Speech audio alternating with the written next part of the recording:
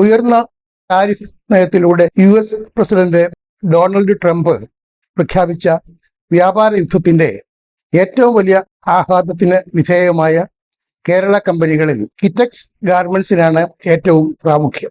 കമ്പനികളിൽ നിന്നുള്ള ലാഭനഷ്ട കണക്കുകൾ പുറത്തു വന്നുകൊണ്ടിരിക്കുന്ന ഈ ദിവസങ്ങളിൽ കിറ്റക്സ് ഗാർമെന്റ്സിന്റെ പ്രവർത്തന ഫലം അറിയാൻ ഓഹരി നിക്ഷേപകർക്ക് അതിയായ താല്പര്യമുണ്ടായിരിക്കും. കിറ്റക്സിലെ മാത്രമല്ല, കേരളം ആസ്ഥാനമായ മറ്റ് കമ്പനികളുടെ കണക്കുകളിലും നിക്ഷേപകർക്ക് വലിയ അളവിൽ തന്നെ താല്പര്യമുണ്ടാകും.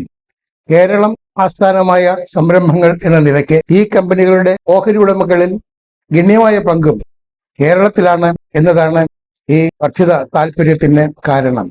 ഈ പശ്ചാത്തലത്തിലാണ് ഫോക്കസ് ഓൺ ഫൈനാൻസ് ഈ വീഡിയോ അവതരിപ്പിക്കുന്നത്.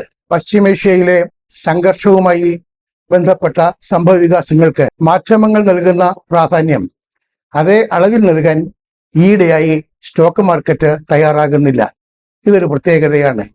മാർക്കറ്റ് സാവകാശത്തിലാണെങ്കിലും സ്വന്തം വഴി സ്വതന്ത്രമായി തിരഞ്ഞെടുക്കാൻ തുടങ്ങിയിരിക്കുന്നു എന്നാണല്ലോ ഇത് സൂചിപ്പിക്കുന്നത്. ഇത് വളരെ അഭികാമ്യമായ ഒരു വ്യത്യാസവുമാണ്. അതുകൊണ്ടാണ് മാർക്കറ്റിന്റെ ഗതി നിർണയത്തിൽ ഗണ്യമായ പ്രാധാന്യം കമ്പനികൾ ലാഭനഷ്ട കണക്കുകൾ നിരത്തുന്ന ഈ ഏണിംഗ് കൈവന്നിരിക്കുന്നത്. വിപണിയുടെ സ്വഭാവത്തിലെ ഈ മാറ്റം പരിഗണിച്ചാണ് ഏണിംഗ് സീസണ് ഈ മാർക്കറ്റ് റിവ്യൂ ഊന്നൽ നൽകുന്നതും. കമ്പനികളുമായി ബന്ധപ്പെട്ട വിവരങ്ങളിലേക്ക് കടക്കുന്നതിന് മുമ്പ് ഒരു പ്രധാന കാര്യം ഓർമ്മിപ്പിക്കട്ടെ. ഏപ്രിൽ 27 ആരംഭിക്കുന്ന വ്യാപാര വാരത്തിൽ 4 ദിവസം മാത്രമായിരിക്കും ഇടപാടുകൾക്ക് ലഭിക്കുക. മെയ് 1 വെള്ളി സ്റ്റോക്ക് എക്സ്ചേഞ്ചുകൾക്ക് അവധിയായിരിക്കും. മെയ് ദിനമാണ് മെയ് 1. എന്നാൽ അതിന്റെ പേരിലല്ല എക്സ്ചേഞ്ചുകൾ അവധി പ്രഖ്യാപിച്ചിരിക്കുന്നത്. സ്റ്റോക്ക് എക്സ്ചേഞ്ചുകൾ സ്ഥിതി ചെയ്യുന്നത് മുംബൈയിൽ ആയതിനാലാണ് മഹാരാഷ്ട്ര ദിനം എന്ന പേരിൽ അവധി പ്രഖ്യാപിച്ചിരിക്കുന്നത്. ഇനി കമ്പനികളുമായി ബന്ധപ്പെട്ട കാര്യങ്ങളിലേക്ക് കടക്കാം. കേരളം ആസ്ഥാനമായുള്ള 4 വാണിജ്യ ബാങ്കുകളും Federal Bank, South Indian Bank, CSB Bank, Dhanlaxmi Bank എന്നിവ പ്രവർത്തന ഫലം പ്രഖ്യാപിക്കുന്ന തീയതികൾ നിശ്ചയിച്ചിട്ടുണ്ട്. ധനലക്ഷ്മി ബാങ്ക് ഏപ്രിൽ 28-നും ഫെഡറൽ ബാങ്ക് 29-നും കണക്കുകൾ പുറത്തുവിടും. CSB ബാങ്ക്, അതായത് പഴയ കാത്തലിക് സിറിയൻ ബാങ്ക്, മെയ് 4-നും സൗത്ത് ഇന്ത്യൻ ബാങ്ക് മെയ് 6-നുമാണ് ഫലപ്രഖ്യാപനം നടത്തുക. മികച്ച കണക്കുകളാണ് ഈ ബാങ്കുകളിൽ നിന്നൊക്കെ പ്രതീക്ഷിക്കുന്നത്. ഫെഡറൽ ബാങ്കിൽ നിന്ന് ബിസിനസ് അപ്ഡേറ്റ് ലഭ്യമായിട്ടില്ല. എന്നാൽ 29-ന് ചേരുന്ന ബോർഡ് യോഗം അന്തിമ ലാഭവീതം സംബന്ധിച്ച് തീരുമാനം എടുക്കുമെന്ന് അറിയിച്ചിട്ടുണ്ട്. സൗത്ത് ഇന്ത്യൻ ബാങ്കിന്റെ ബിസിനസ് അപ്ഡേറ്റ് പ്രകാരം ഗ്രോസ് അഡ്വാൻസസിൽ, അതായത് മൊത്തം വായ്പയിൽ വാർഷിക അടിസ്ഥാനത്തിൽ 15.66% ടോട്ടൽ ഡെപ്പോസിറ്റ് 14.71% വർദ്ധിച്ചതായി കാണുന്നുണ്ട്. CSB ബാങ്കിന്റെ മൊത്തം നിക്ഷേപത്തിലെ വർധന 20%, മൊത്തം വായ്പയിലെ വർധന 27% എന്നാണ് അറിയുന്നത്. ധനലക്ഷ്മി ബാങ്കിന് മൊത്തം നിക്ഷേപത്തിൽ 16.42%, മൊത്തം വായ്പകളിൽ 23.96%, മൊത്തം ബിസിനസ്സിൽ 19.68% എന്നിങ്ങനെയാണ് വാർഷിക വർധന കാണുന്നത്. സ്വർണ പണയ വായ്പ ഇനത്തിൽ ധനലക്ഷ്മി ബാങ്കിന് 71.41% വർധനയുണ്ടായി എന്നാണ് അറിയുന്നത്. ഇസാഫ് സ്മോൾ ഫൈനാൻസ് ബാങ്ക് മൊത്തം നിക്ഷേപത്തിൽ 11.05%, മൊത്തം വായ്പകളിൽ 19.42% എന്നിങ്ങനെ വർധന നേടിയിട്ടുണ്ട്. മാർച്ച് 31-ന് അവസാനിച്ച സാമ്പത്തിക വർഷത്തിൽ ബാങ്കിന് 8 ലക്ഷത്തിലേറെ പുതിയ കസ്റ്റമേഴ്സിനെ നേടാനായി. ഇതോടെ ഇസാഫ് ബാങ്കിന്റെ കസ്റ്റമർ ബേസ് 1 കോടിക്ക് മുകളിലെത്തിയിരിക്കുന്നു. ഏപ്രിൽ 29-ന് ചേരുന്ന ജിയോജിത് ഫൈനാൻഷ്യൽ സർവീസസിന്റെ ബോർഡ് യോഗം പ്രവർത്തന ഫലം വിലയിരുത്തും. ഡിവിഡന്റ് സംബന്ധിച്ചും അന്ന് തീരുമാനം ഉണ്ടായേക്കും. മുത്തൂറ്റ് മൈക്രോഫിൻ മെയ് 6-ന് കണക്കുകൾ പുറത്തുവിടും. മുത്തൂറ്റ് പാപ്പച്ചൻ ഗ്രൂപ്പിൽപ്പെട്ട മുത്തൂറ്റ് ക്യാപിറ്റൽ സർവീസസ്, അതുപോലെ കല്യാൺ ജ്വല്ലേഴ്സ് എന്നിവയുടെ ഫലം മെയ് 8-ന് അറിയാം. വി ഗാർഡ് ഇൻഡസ്ട്രീസ് മെയ് 12-നും വണ്ടർല ഹോളിഡേയ്സ് മെയ് 7-നും ഫലപ്രഖ്യാപനം നടത്തും. 2 കമ്പനികളുടെയും ബോർഡ് യോഗം ഡിവിഡന്റ് തീരുമാനം എടുക്കുകയും ചെയ്യും. ധനസേവന രംഗത്ത് പ്രവർത്തിക്കുന്ന ഫെഡ് ബാങ്ക് ഫൈനാൻഷ്യൽ സർവീസസിൽ നിന്ന് ഏപ്രിൽ 28-ന് കണക്കുകൾ അറിയാം. Cochin shipyard limited, fertilisers and chemicals Travancore limited അതായത് FACT, CMRL Cochin minerals and rutiles limited, Aster DM health care, Manappuram finance എന്നിവയുടെ ഫലപ്രഖ്യാപന തീയതി അറിവായിട്ടില്ല. നിക്ഷേപകർ വലിയ താല്പര്യത്തോടെ കാത്തിരിക്കുന്നതാണ് ഇവയുടെ പ്രവർത്തന ഫലങ്ങൾ, പ്രത്യേകിച്ചും കൊച്ചിൻ ഷിപ്പ്യാർഡിന്റെ പ്രവർത്തന ഫലം. മുത്തൂറ്റ് ഫൈനാൻസിന്റെ ഫലപ്രഖ്യാപന തീയതിയും അറിവായിട്ടില്ല. ഇക്കഴിഞ്ഞ 10 ചേർന്ന ബോർഡ് യോഗം ഇൻഷുറൻസ് കോർപ്പറേറ്റ് ഏജൻസി പ്രവർത്തനം കൂടി മെമ്മറാണ്ടം ഓഫ് അസോസിയേഷനിൽ ഉൾപ്പെടുത്തുന്നത് സംബന്ധിച്ച് ചർച്ച നടത്തിയിരുന്നു. ഇത് കമ്പനിയുടെ ബിസിനസ് വ്യാപനം ഉദ്ദേശിച്ചുള്ളതാണ്. ഇറ്റെക്സ് ഗാർമെന്റ്സിന്റെ ഫലപ്രഖ്യാപന തീയതി അറിവായിട്ടില്ലെങ്കിലും മാർച്ച് 31 അവസാനിച്ച ക്വാർട്ടറിലെ കണക്കുകളിൽ താരിഫ് വർധനയുടെ ആഘാതം പ്രതിഫലിക്കുമെന്ന് കരുതണം.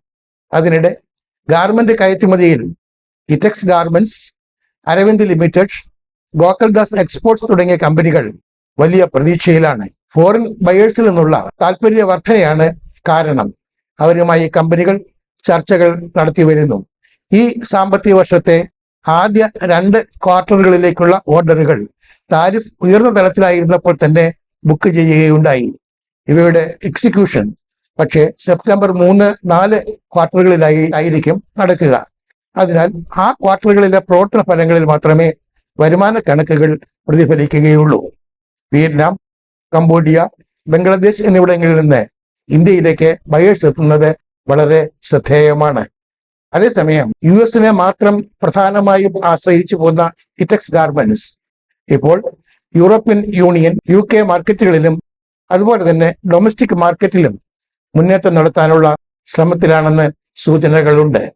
US-ലേക്ക് 1/3, യൂറോപ്യൻ യൂണിയൻ, UK മാർക്കറ്റുകളിലേക്ക് 1/3, ഡൊമസ്റ്റിക് മാർക്കറ്റിലും 1/3 എന്ന അനുപാതത്തിൽ 2-3 വർഷത്തിനകം ആശ്രിതത്വം ക്രമപ്പെടുത്താനാണ് ഇറ്റെക്സ് ലക്ഷ്യമിടുന്നത്. പ്രവർത്തന ഫലങ്ങളുടെ കാര്യം പറയുമ്പോൾ കേരളത്തിൽ നിന്നുള്ള കമ്പനി അല്ലെങ്കിൽ പോലും വളരെയേറെ ശ്രദ്ധ അർഹിക്കുന്ന ഒന്നുണ്ട്. വിഴിഞ്ഞം തുറമുഖത്തിന്റെ നടത്തിപ്പുകാരായ അദാനി പോർട്സ് ആണത്. അതിന്റെ പ്രവർത്തന ഫലപ്രഖ്യാപനം ഏപ്രിൽ 30 ആയിരിക്കും. ഈ ആഴ്ച ഫലപ്രഖ്യാപനം നടത്തുന്ന ചില പ്രമുഖ കമ്പനികൾ ഏതൊക്കെ എന്നുകൂടി നോക്കാം.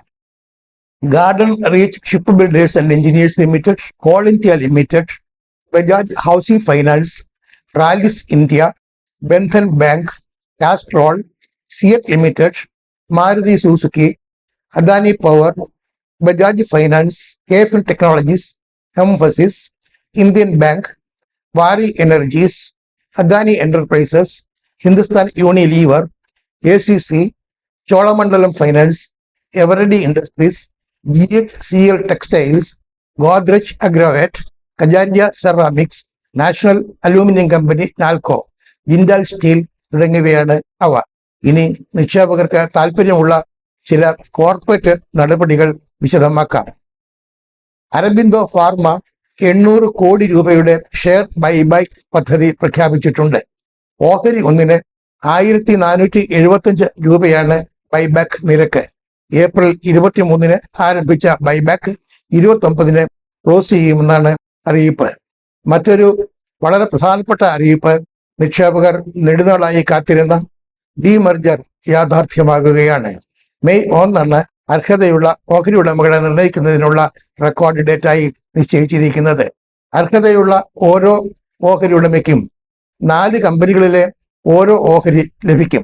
4 കമ്പനികൾ ഇവയാണ്: Vedanta Aluminium Metal Limited, Talwandi Sabo Power Limited, Malco Energy, Vedanta Iron and Steel Limited. Demerge ചെയ്യുന്ന ഓഹരികൾ 2 മാസത്തിനകം, അതായത് പരമാവധി 2 മാസത്തിനകം ലിസ്റ്റ് ചെയ്യുമെന്നാണ് പ്രതീക്ഷിക്കുന്നത്. ഇനി സെൻസെക്സ്, നിഫ്റ്റി ബാങ്ക് എന്നിവയുടെ ക്ലോസിംഗ് നിലവാരം, നിഫ്റ്റിക്ക് വരും ദിവസങ്ങളിൽ ലഭിച്ചേക്കാവുന്ന പിന്തുണയുടെ നിലവാരം, നിഫ്റ്റിക്ക് പിന്നിടേണ്ടി വരുന്ന റെസിസ്റ്റൻസിന്റെ നിലവാരം എന്നിവ പരിശോധിക്കാം. സെൻസെക്സ് ക്ലോസ് ചെയ്തത് 76,681.29 എന്ന നിരക്കിലാണ്. നിഫ്റ്റി 50 ക്ലോസ് ചെയ്തത് 23,897.95 എന്ന നിരക്കിലും, നിഫ്റ്റി ബാങ്ക് ക്ലോസ് ചെയ്തതാകട്ടെ 56,089.75 എന്ന നിരക്കിലാണ്. കടന്നുപോയ വ്യാപാരവാരം ഓഹരി വില സൂചികകൾക്ക് നഷ്ടത്തിൻ്റെതായിരുന്നു എന്ന് സൂചികകളുടെ അവസാന നിരക്കുകൾ വ്യക്തമാക്കുന്നുണ്ടല്ലോ. സെൻസെക്സിൽ 2000-ഓളം പോയിന്റ് നഷ്ടമായെങ്കിൽ നിഫ്റ്റിയിലെ പ്രതിവാര നഷ്ടം 500 പോയിന്റോളമായിരുന്നു.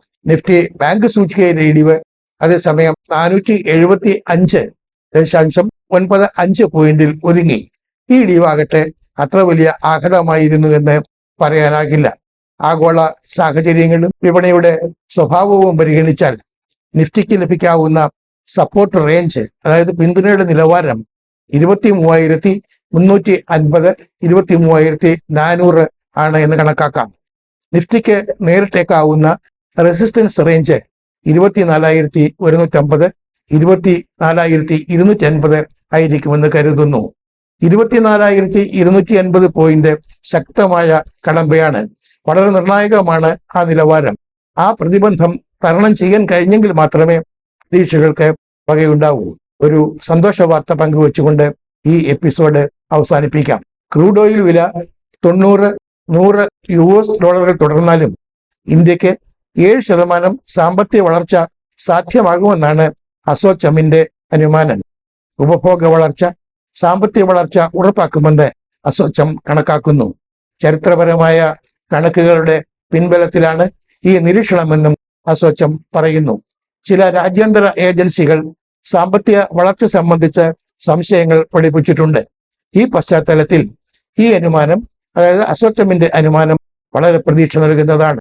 അനുമാനം യാഥാർത്ഥ്യമായാൽ രൂപയുടെ വില തകർച്ച പിടിച്ചു നിർത്താൻ കഴിയുമെന്നത് വലിയ നേട്ടമാകുമല്ലോ.